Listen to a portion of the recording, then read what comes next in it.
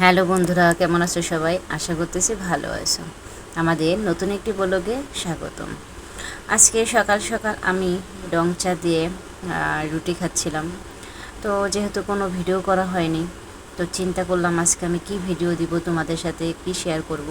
এর জন্য এই যে চাটা, এই চা দিয়ে আমি রুটি খাবো, এটাই তোমাদের সাথে শেয়ার করার জন্য বসে গেলাম। তো ভালো লাগলে অবশ্যই লাইক কমেন্ট শেয়ার করবে। আর একে মন্ডল 2.0 ইউটিউব চ্যানেলটি অবশ্যই সাবস্ক্রাইব করে দেবে আর আমাদের পাশে থাকবে। তো বন্ধুরা, এই যে চাটা আমার হাতে, এই চাটা কি দিয়ে তৈরি করেছি জানো? এটা খুব সিম্পল একটা চা। এই যে রুটি, আমি এই রুটি দিয়ে চা খাবো। আর সিম্পল চা হলেও কিন্তু মানে অসাধারণ একটা চা। সেটা হচ্ছে এই চাটা আমি একটু অন্যভাবে তৈরি করি। এই চাটারে আমি লং তেজপাতা দিয়ে অনেক সময় মানে জাল করি, বলক পাড়াই। তো এভাবে আমি দেখো বটে নিয়েছি রুটিটা, রোল করে নিয়েছি। এখন এই যে আমার স্পেশাল চা, এটা দিয়ে আমি খাবো। তো মা বলেছিল যে ডিম ভেজে নাও, তারপরে এটা করো সেটা করো। তো আমি আসলে কিছুই করিনি। মাঝে মধ্যে আমার কাছে এরকম সিম্পল খেতে খুব ভালো লাগে। তো আজকে এই সিম্পল মানে চায়ের মধ্যে রুটি ভিজিয়ে খাওয়া, এই ভিডিওটাই তোমাদের সাথে শেয়ার করতেছি। যদি ভালো লাগে বন্ধুরা, সবাই পাশে থাকবে আর অবশ্যই পাশে পাবে। আর হিংসে না করে সবাই সবাইকে ভালোবাসা দিই, একসাথে সবাই এগিয়ে যাই, কি বলো? এই স্লোগানটা আমি সবসময় বলে থাকি এই জন্য যে আসুন আমরা হিংসে না করি। তুমি আমি আমরা সবাই একই সাথে মিলেমিশে একাকার হয়ে আমাদের সবাই স্বপ্ন পূরণের লক্ষ্য মানে অর্জন করি, তাই না? তোমার আমার স্বপ্ন কি? সাকসেস। তো সেই সাকসেসটাই হচ্ছে মূল মানে আমাদের লক্ষ্য। তো সেখানে হিংসা না করাটাই ভালো। তো আমি হচ্ছে সকাল সকাল দেখো মগ ভর্তি চা নিয়ে বসে গেছি। এই চাটা আমি বানিয়েছি লং তেজপাতা দিয়ে, অনেক সময় জাল করেছি চাটা। জাল করার মানে শুধু জলটা জাল করার পরে আমি মানে এটা সামান্য একটু লবণ অ্যাড করেছি, একবারেই সামান্য পরিমাণে। তো আমি লবণ না খেলেও আমার চলে, সমস্যা নেই। কিন্তু যেহেতু চাটা আমার একার জন্য না, আমার শাশুড়ি মাও খেয়ে থাকে, সে আবার একটু এটার মধ্যে লবণ অ্যাড করাটা পছন্দ করে, আর যার কারণে আমি লবণ অ্যাড করেছি। দেন হচ্ছে আমি আদাটা মানে একবার লাস্টে মানে এটা আমি এখন জাস্ট নামিয়ে ফেলবো, তখন আমি চা পাতাটা দিয়ে আর আদাটা দিয়ে শুধু একটা বলক পাড়াই, তারপর নামিয়ে ফেলি। এতে করে আদার ঘ্রাণটা একবারে মানে কাঁচা কাঁচা যে আদার ঘ্রাণটা এটা থাকে। তো এই থেকে মানে মানে চাটার স্বাদটা দ্বিগুণ হয়ে যায়। আর চায়ের পাতিটা যেহেতু বেশি সময় ফুটে না, তো সেহেতু মানে ক্যাফিনের মাত্রাটাও একটু কম থাকে। তো আমার ছেলে যেহেতু এই চাটা খেয়ে থাকে, তো সেক্ষেত্রে হচ্ছে ওর ঘুমের সমস্যা হতো, কারণ চা কফি এগুলো সব কিছুই ঘুমের জন্য একটু ক্ষতিকর। তো সেক্ষেত্রে আমার বাবু যেহেতু চাটা খেতে থাকে, এই জন্য আমি চাটা বেশি বলক পাড়াই না, চা পাতাটা দিয়েই আমি মানে চুলাটা বন্ধ করে দিই। তো যাই হোক, এইভাবে আমি সবসময় চা করে থাকি। আর মাঝে মধ্যে আসনে দেয় যে মা তুলসী পাতা, তো সেই তুলসী পাতাটাও আমি অ্যাড করি। তারপরে এক এক সময় আসলে এক এক কিছু অ্যাড করি, কিন্তু রেগুলার আমার লং তেজপাতা আর হলো আদা, এগুলো দিয়ে চা করা হয়। আর শ্বশুরমশাইকে জিরো তেল দিয়ে দেওয়া হয়। আমরা শাশুড়ি পুতের বউ মা একটু চিনি দিয়ে খায়, আমি এটা চিনি ছাড়াও খেতে পারি, আবার চিনি দিয়েও খেতে পারি। আমার সব রকমেরই অভ্যাস আছে, কী বলো বন্ধুরা? মেয়েদের সব রকম অভ্যাস থাকাটা কিন্তু অনেক অনেক দরকার। কারণ এই বাস্তব সমাজে বাস্তব জীবনে চলতে গেলে তোমাকে সব পরিস্থিতিতে মানিয়ে চলতে হবে, যার কারণে তোমাকে সব কিছুর সাথে অভ্যাস করাটা একবারে দরকার।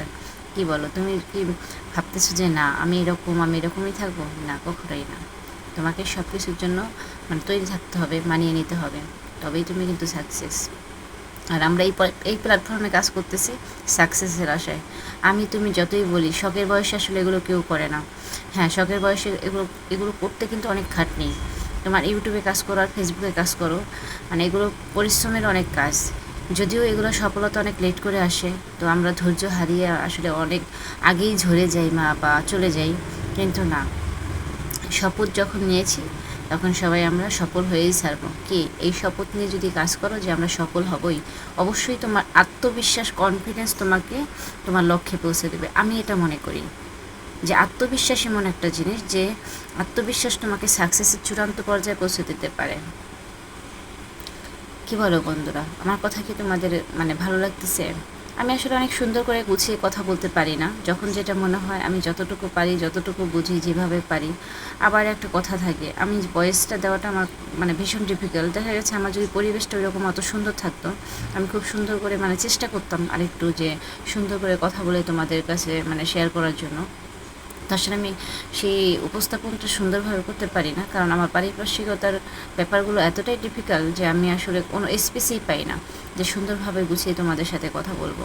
তো ভিডিওগুলো আমি জানি না আমার কেমন হয়, তো আমি মোটামুটি চেষ্টা করি সুন্দর করার। আসলে সবাই ভালো জিনিসটা চেনে, সবাই সুন্দর জিনিসটা চেনে, কিন্তু আমি আমার নিজের লাইফ দিয়ে রিয়েলাইজ করতে পারি যে না, আসলে ইচ্ছে করলেই সব সময় সব কিছু হয় না।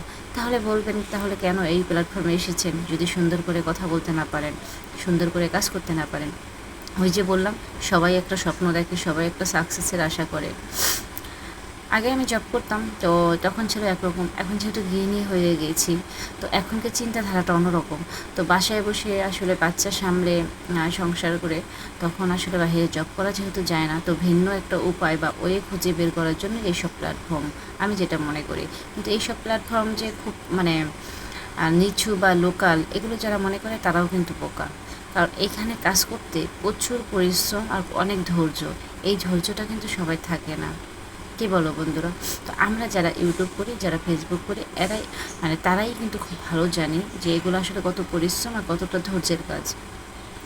আর দূর থেকে সবাই বলবে, মানে এখান থেকে যদি তুমি সাকসেসও হও, টাকা উপার্জন করো, তাও তোমার ভ্যালু দিবে না, তারা দিবে না, মানে তারা আসলে এটা মানেটাই বুঝবে না, এই যে কষ্ট এটাই বুঝবে না।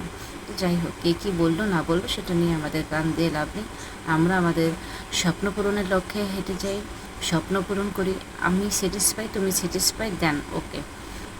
কে কী বললো, কে কী বললো না, সেটা নিয়ে আমাদের কোনো মাথা ঘামিয়ে লাভ নেই।